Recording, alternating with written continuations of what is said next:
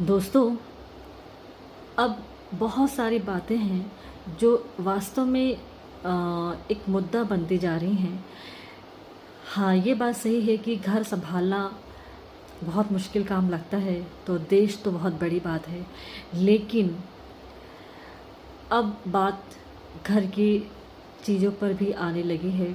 महंगाई और जितनी भी सारी चीज़ें ज़रूरत की होती थी, उससे तो हम परेशान थे ही। वो तो आम पब्लिक पर मार हो ही रही है।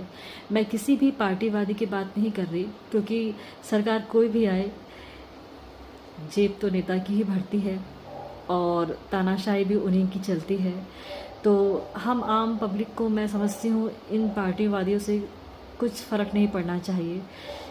सबसे पहले तो जनता को जागरूक होने की ज़रूरत है, क्योंकि इन नेताओं को जनता का ज़रा भी डर है ही नहीं, जबकि ये जनता के सेवक हैं और हमारे वोट के आधार पर इनको कुर्सी मिलती है। पर ये जनता खुद ही नहीं समझना चाहती। जनता और बाकी सारी चीज़ों का बहिष्कार कर सकती है, लेकिन वोट देने का बहिष्कार नहीं कर सकती। अगर हम इनको वोट ही नहीं देंगे तो फिर चुनाव का क्या मतलब है? जनता अपने आप समझ जाएगी, अगर ये कुर्सी पर बैठते हैं तो सारा मुद्दा ही ख़त्म हो जाएगा। ये जितना भी करप्शन चल रहा है, आप आम पब्लिक अगर थोड़ा सा पैसा कमाती है तो इनकम टैक्स की रेट बढ़ जाती है। क्या कोई भी नेताओं की सैलरी तय होती है? 1 साल के अंदर, 2 साल के अंदर नेता इतना पैसे वाला कैसे बन जाता है?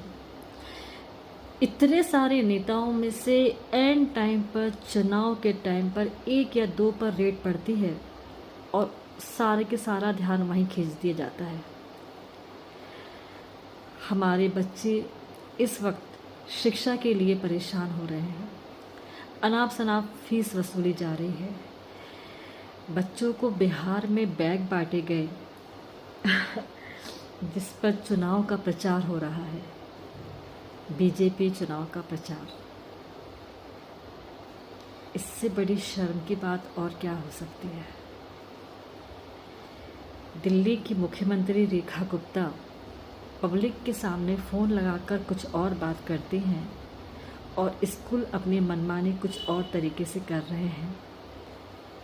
अगर देश में अशिक्षित लोग ही रह जाएंगे तो देश का भविष्य क्या होगा? थोड़ा तो विचार करिए।